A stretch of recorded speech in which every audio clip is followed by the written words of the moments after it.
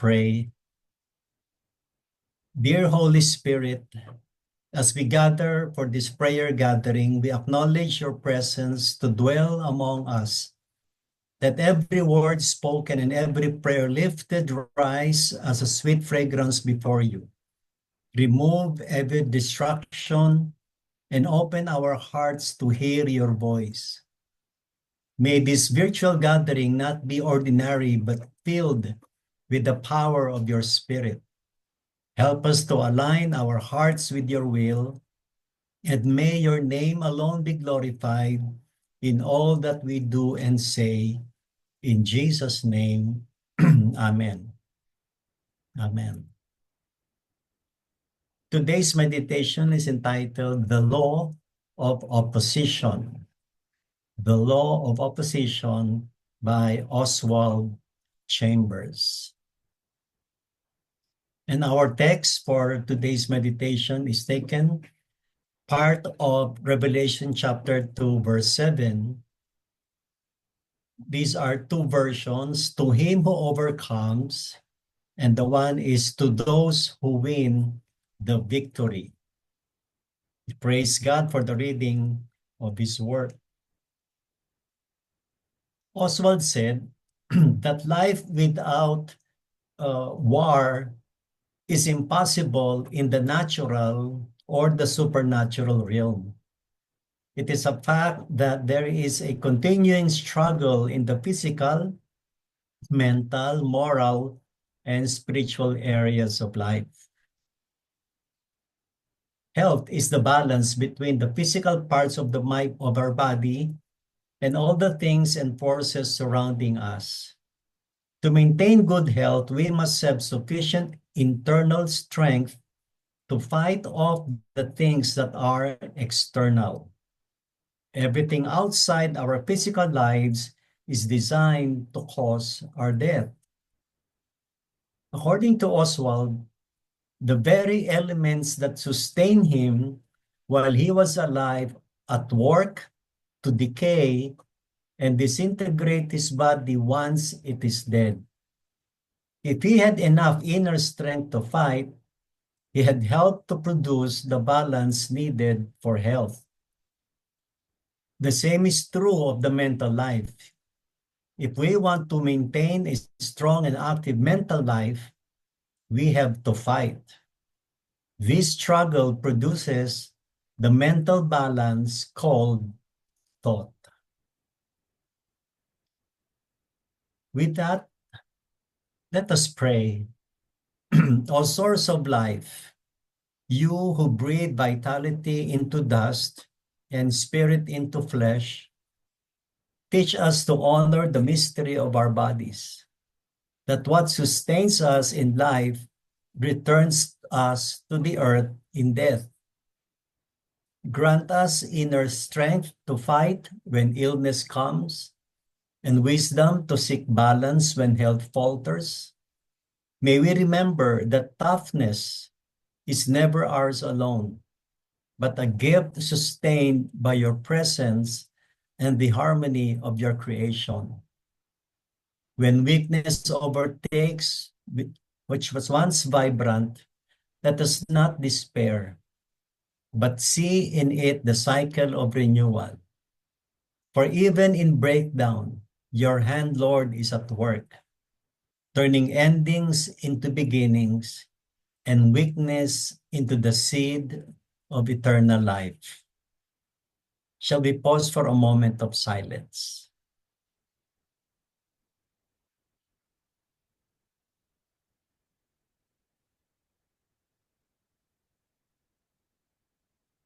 In Jesus' name, Amen.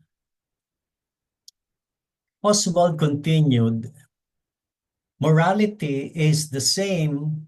Anything that does not strengthen us morally is the enemy of virtue within us. Whether we overcome, thereby producing virtue, and depends on the level of moral excellence in our life. But we must fight to be moral. Morality does not happen by accident. Moral virtue is acquired. And according to Oswald, and spirituality, it is also the same. Jesus said in John 16:33, in the world you will have tribulation. This means that anything which is not spiritual leads to our downfall. Jesus went on to say, but be of good cheer, I have overcome the world. Oswald must have learned to fight against and overcome the things that come against him, and in that way produce the balance of holiness. Then it becomes a delight to meet opposition. Holiness is the balance between his nature and the law of God as expressed in Jesus Christ. Let us continue to pray. Eternal God, you weave life from dust and return it to death and to earth. The same breath that sustains us in living becomes the wind that carries us back to silence. Teach us to honor this mystery, that strength is not only in struggle, but in the balance you provide. When our bodies falter, grant us courage. When our spirits grow weary, grant us peace. May we see in decay not defeat, but the promise of renewal. May our health be sustained by harmony, our days guided by resilience, and our hearts anchored in your eternal care. Let us pray.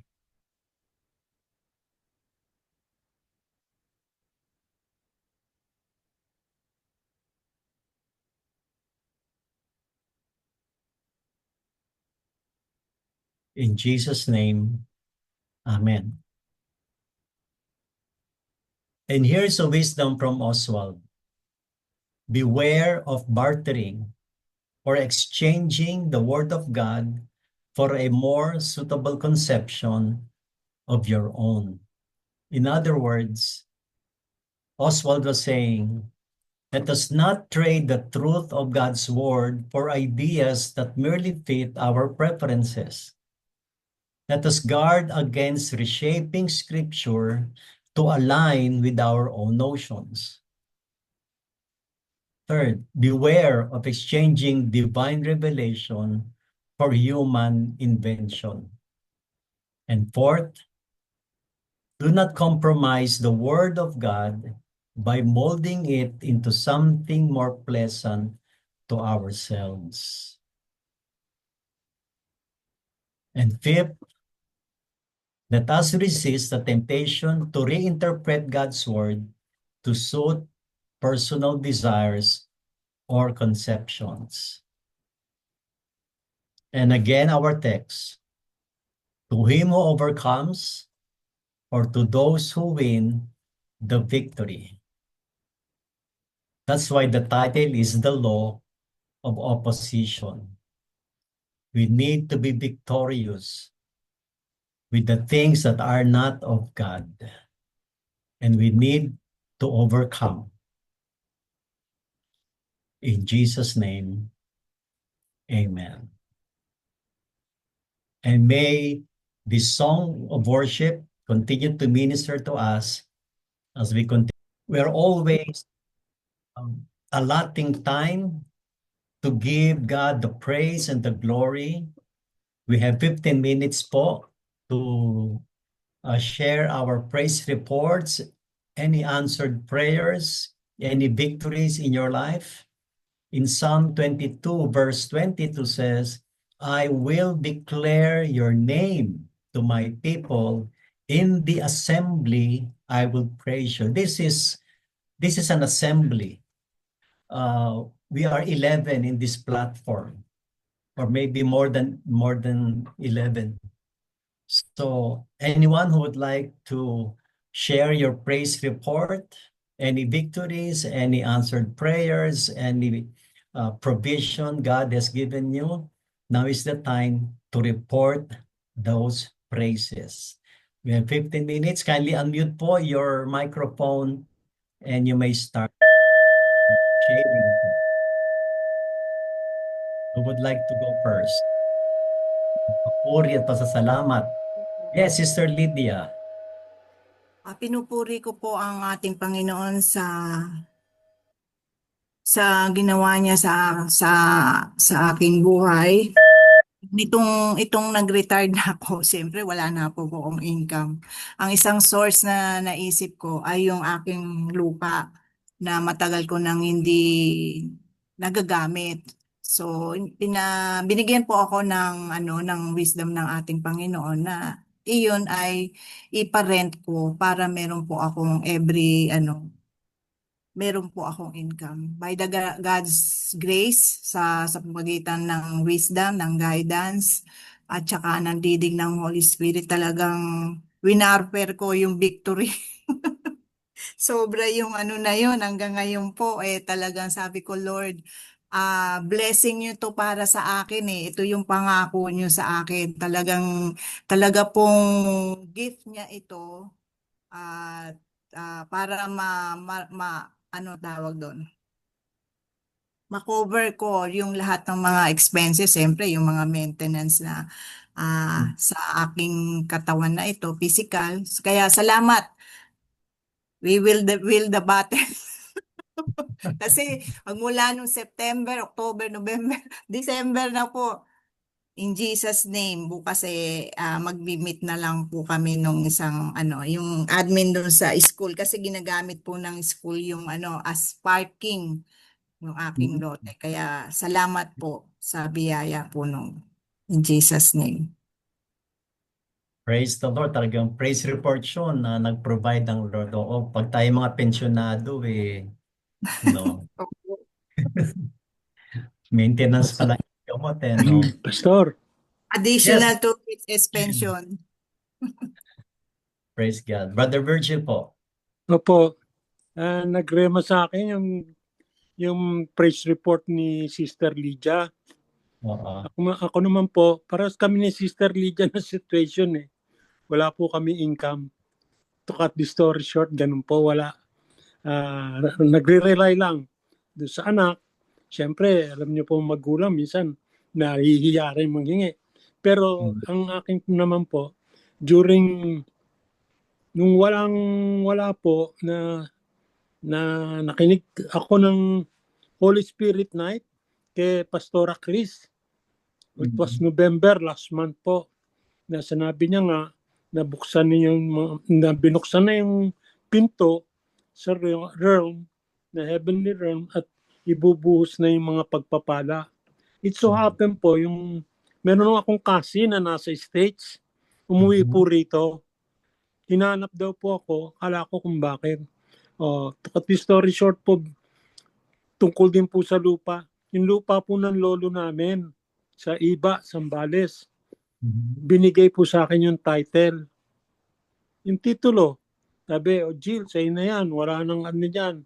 Bahala ka na riyan. Hindi po ba? Sa madalit sabi po, meron kaming lupa ngayon na nasa Iba na nag-aantay na lang ng buyer para po magkaroon ng income, ibig sabihin ng provision para po sa amin. Yun lang po. Thank you for letting me share. Praise Bait God. po ng Panginoon Diyos. Totoo po yun. Praise God. Very creative si Lord na mag-provide. Opo. Kaya isa na namang praise report yun. Alright, sino pa po merong praise report? I-declare natin yan sa bawat isa bilang pagtugon sa sabi ng Lord, let us declare the name of God and let us praise God. Pastor Dave, ako na rin po. Yes, Pastor Jenny. Nagkaroon po kasi kami ng R&R Vismin dito po sa Boracay.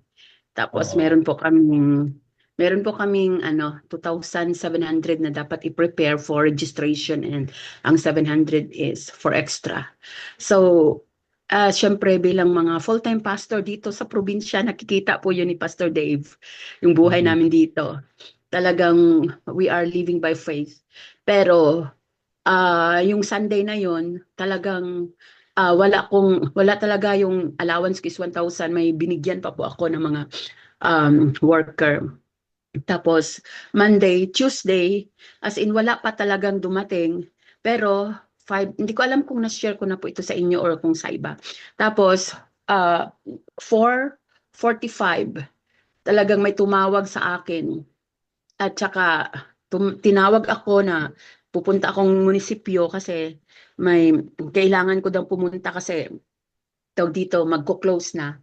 Kaya nakahabol po ako ng alas 5 at nagkaroon po ako ng blessing po. Kaya sabi ko, glory to God. Grabe talaga si God na kapag magtiwala po talaga tayo sa Kanya, ipagkatiwala ang lahat sa Kanya, ipoprovide niya ang lahat ng ating pangailangan. Pag will ni God, bill ni God. Kaya nakapunta po kami ng Boracay, kasi nakatanggap ako that time ng 5,000 pesos. Sobra pa po sa hinihingi ko po sa kanya at may nabigyan pa po ako, may blessed pa po ako. Kaya yun po, ang grabe po talaga pag sumusunod talaga pala sa Diyos. Ang provision ay mag-overtake pa, sabi sa Deuteronomy chapter 28. Yan lamang po. To God be all the glory po, Pastor and everyone. God bless. Pray.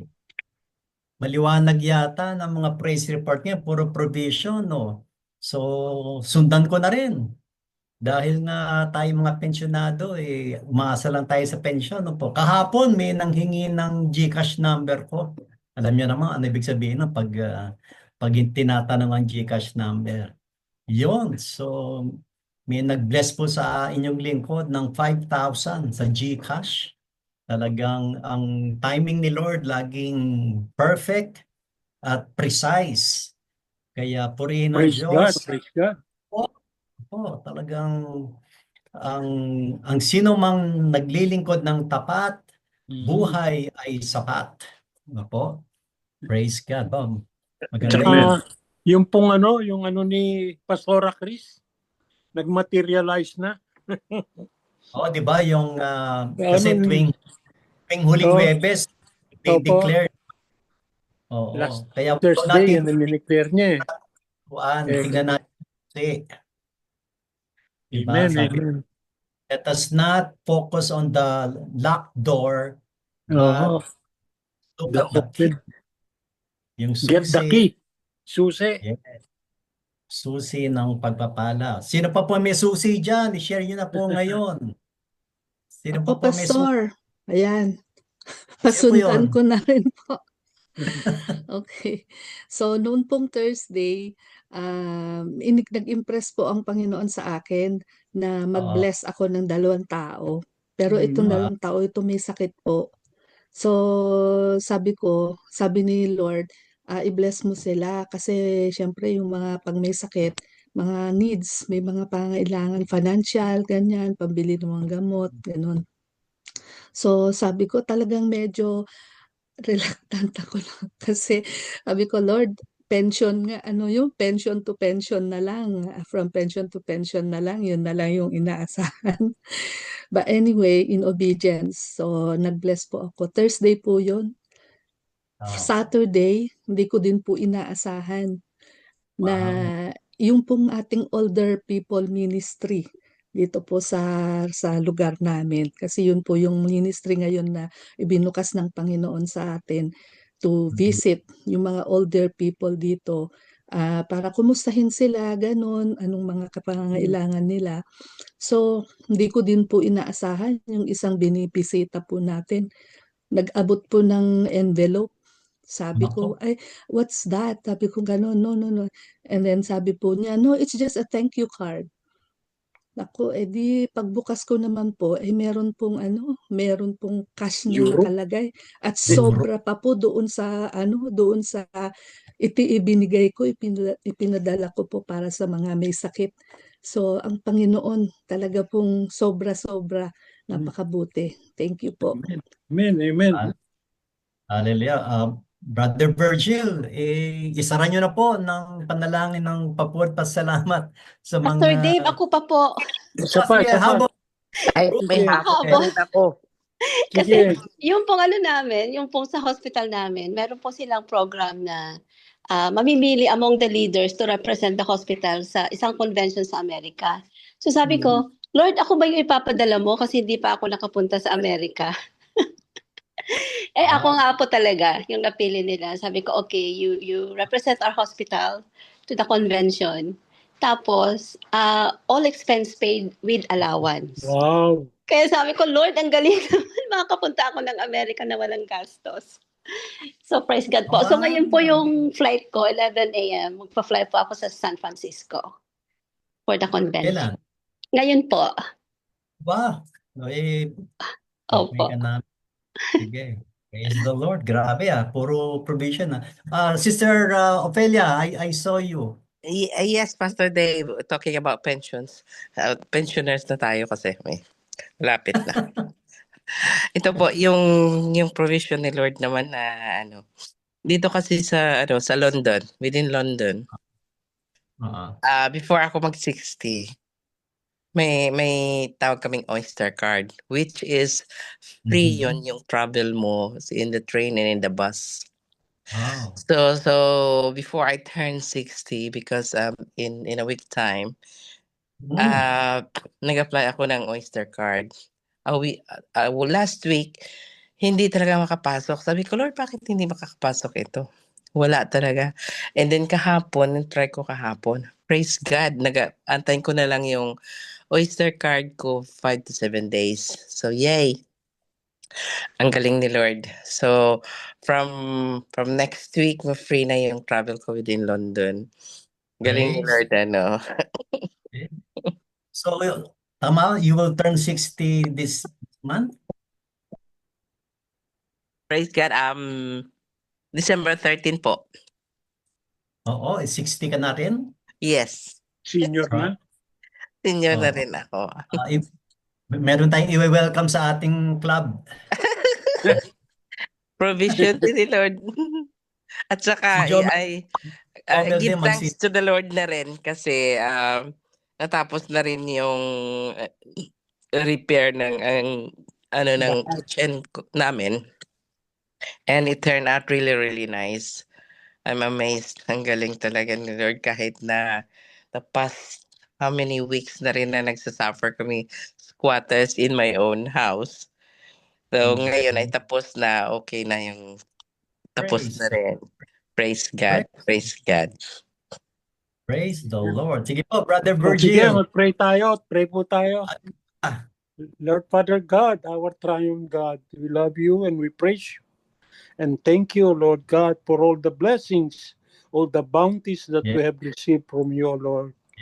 Lord, we thank you for each and every one of us who have received and have availed of your goodness to us, O Lord, through the provisions that we got.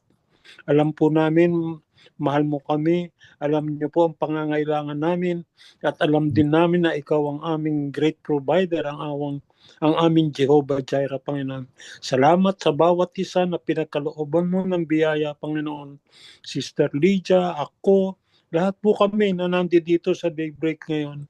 Kasi unang-una po yung paggising namin kanina. Gift of life po yun. Yun ang regalo niyo sa amin. Papasalamat kami na gising kami na ikaw ang pinupuri, Panginoon. Ngayon, papasalamat kami ng buong puso, Panginoon, na hindi ka magsasawa na buksan ang pinto ng kalangitan para ibuhos ang iyong pagpapala sa bawat isa sa amin, Panginoon. Pagpalain mo rin po si Sister Florida na pupunta sa Amerika, Panginoon. Gabayan mo po siya. Lahat ng pangangailangan niya, ikaw na po magsuporta. Puspusin po ang kanyang puso sa mga gawain niya mangyayari doon. Salamat, Panginoon. Salamat sa biyayang natanggap namin, Panginoon. Salamat. Lahat na ito'y dinadalangin namin sa iyo, aming Ama, aming tagapagligtas. Amen. Amen. Amen. Amen. We are thankful more than the blessing. It's the blesser. More than the provision. It's the provider. Nako. More than the gift, it's the giver. Yan. Yes. So, isinama na Pwede ni bang Brother. mabul ako, Pastor? Oh, sino pa? Lydia? Opo. Kasi sabi parang Okay. meron ako narinig. Buksan mo yung account mo. Oh, Alam mo, wow. nakita ko. Kasi dumating na yung aking yung 13 months sa SS. Buksan niyo po yung inyong mga pension, yung account niyo. Thank you, Tingnan Lord. nga. Kasi walang laman to eh. Walang laman yung Oo. aking account dun sa SS. Nagkaroon na. Kaya praise God. Salamat po, Yes. Lord. Thank you, Opo. Lord. Sa Tama, tama. blessing talaga. Natapos Umaapaw. din yung aking 13th month eh. Oo. Ayan. Purihin ng purihin ng Diyos, purihin ng Diyos na sinama na ni Brother Virgil ang prayer natin kay Pastor Ruth for a safe travel covering. So Pastor Ruth, ang bilin lang po namin ay Toblerone. Yan. Sige po. Biro lang. Praise the Lord. Thank you po. Sa gitna ng ating pagpapasalamat ay yung ating patuloy na pananalig sa Diyos na siya ang ating tagapag-ingat at dakilang manggagamot. Kaya kahit na may karamdaman tayo, di ba? Sabi dito sa awit 103, 2 hanggang 3, purihin natin ang Panginoon. O kaluluwa ko at huwag mong kalimutan ang lahat niyang mabubuting gawa. Amen. Na siya nagpapatawad ng iyong lahat ng mga kasamaan, na siyang nagpapagaling ng iyong lahat ng mga sakit. Kaya paano magpagaling si Lord? All of the above. Walang imposible sa Panginoon. Patuloy nating itaas ng may pagtitiwala ang mga kapatid natin. Mabanggit naman natin ang pangalan nila o hindi, ganun pa man. Itaas natin tuloy sila Sister Olive, Pastor Nicao, Greg Morales, Pastor Paul, at iba pa yung kapatid ko, maging normal level ang creatinine. Purihin ng Diyos. Magtiwala tayo na siya, ang ating Diyos, ang magpapagaling. Sama-sama po tayong manalangin. Most gracious Heavenly Father, we come to you and lift up our brothers and sisters who are sick, Lord. Ikaw na po. Ipuin mo ang bawat isa sa kanila, Panginoon.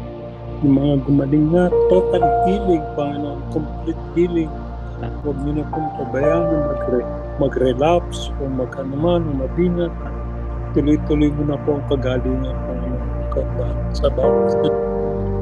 Yan din po yung provision na kailangan nila, Panginoon, pambili ng gamot, pambayad sa doktor, o magsuporta sa kanila, Panginoon, na hindi ko pababayaan na ba. Ayan. Pangalan ni Jesus, namin tagapagligtas. Amen.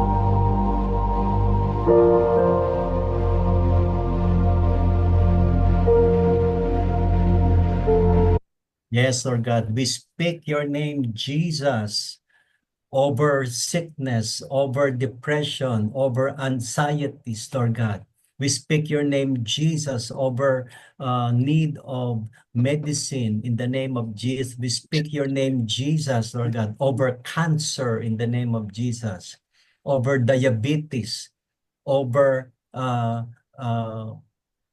malfunctions of our organs. We speak the name of Jesus for healing. Thank you, Lord God, for answering our prayers, and we praise you. Amen. We are also praying for all husbands and wives kasi pinagpe-pray na natin yung family, no? Yung po, I think it's Monday, if I'm not mistaken, or Sunday. But let us focus on husbands and wives, that they will continue to be complete in humility, that they will be gentle, that they will be more patient, that they will bear with one another in love. And all couples will make every effort to keep the unity of spirit through the bond of peace. Kasi pag walang kapayapaan sa tahanan, hindi ko ma-imagine Makakakain ka ba ng mabuti? Makakatulog ka ba ng mabuti kung walang kapayapaan sa bawat sambahayan? Kaya kailangan natin taas ang mga ama at ina ng tahanan, lalo na kung merong mga relational struggle ang mag-asawa. For instance, please help me pray.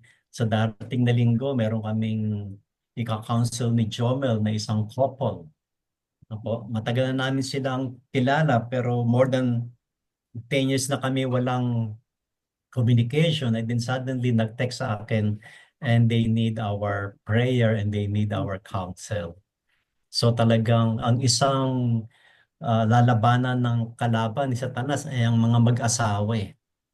Kasi pag sinira niyang mag-asawa, susunod yung mga anak eh. Kaya itaas natin ang mga mag-asawang lalaki at babae sa bahaging ito. Tayo po ay muling sama-samang manalangin. Jesus, pinapanalangin natin ang bakit And you won't forgive no mag-asawa, Panginoon. Alam namin na nandiyan ka lang, na hindi mo problema, Panginoon. Yan ang mga mag-asawa. Be at the center of their lives, O Lord, na ikaw ang lagi ng sentro ng kanyang pagsasama. Ibigayan, Panginoon, para isang manali kung ano man, kung sino man na nagkasala sa Panginoon. Panindigan, let no man put asunder those married people. Kawan at basbas sa kanila na wala pong karapatan ng ibang tao na makialam sa Panginoon. Pwede natin lang namin sa pangalan ni Jesus. Amen. In Jesus' name. Amen and amen. Today is Thursday, and our prayer focus in one of the pillars of society is the media. Ito man ay print, broadcast, or film. Of course, kasama na yung social media. As usual po, ito po yung ating 3-point na pagpapray natin. Number 1 is to overcome social media addiction, no? Lalo na po sa mga kabataan. Let us pray that we will continue to resist negative and demonic influences, focus on what truly matters and important. Number 2, balance and moderation to set boundaries, discipline in our choices. Walang masama naman sa social media eh. Kailangan lang talagang mag-set tayo ng boundaries. Mag-set tayo ng parameters. Ilang oras ba dapat, no? Kailangan natin ng balance and moderation. And number 3, for guidance in use. To use social media wisely. Yun lang talagang beneficial. I remember matagal ng slogan to ng GMA7, think before you click, no? Think before you click. Yan, kaya sa bahaging yan ay itaas natin ang bahaging ito at after 1 minute ay hiling natin si Pastor Jeneline kasi si Pastor Jeneline may anak to eh na kabataan eh. Kaya Pastor Jeneline, would you close this prayer point no after 1 minute? Thank you po.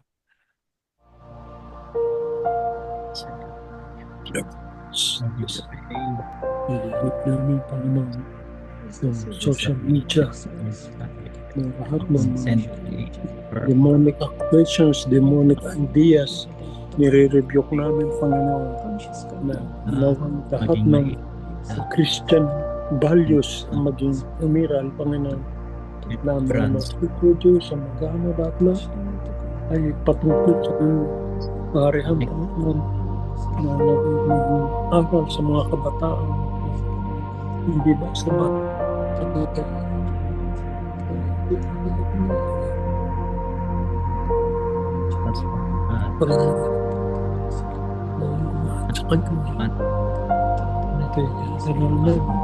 Pangalan ni Jesus.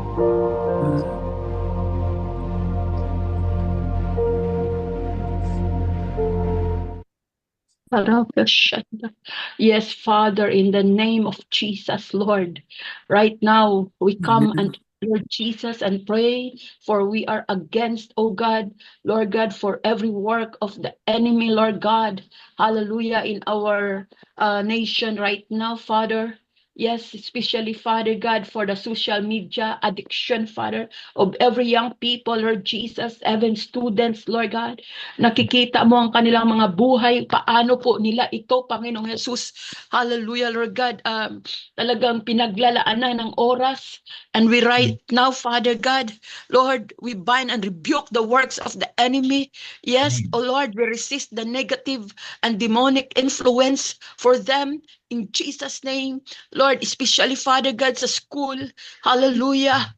Lord, tulungan mo, Panginoong Yesus, mga kabataan sa panahon ito at nakikita mo, Lord, kung paano po sila, Lord God, affected sa mga nakikita nila.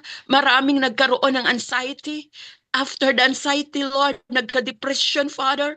Marami po, Panginoong Yesus, nag-a-attempt, oh God, na magbigti because, oh God, oh Lord Jesus, of this influence, oh God, in Jesus' name. So we bind and rebuke it right now in Jesus' name by the power of the blood of Jesus, and we speak, Lord God, life for this young people, for sa lahat, Lord, not only for the young people, kahit sa mga iba pa po, Panginoon, sa mga tao, Father God, na addict, Lord God, hallelujah, sa social media, Father, sa cellphone, sa mga gadget, Father God, hindi na po nila, Panginoon, na Lord God, na discipline ang sarili, wala na pong tinatawag na pag-soak, oh God, sa presence mo, Lord, walang pagbabad, walang, Lord God, walang meditation sa salita, at minsan kahit, Lord Jesus, Lord, sa lahat, walang pinipili.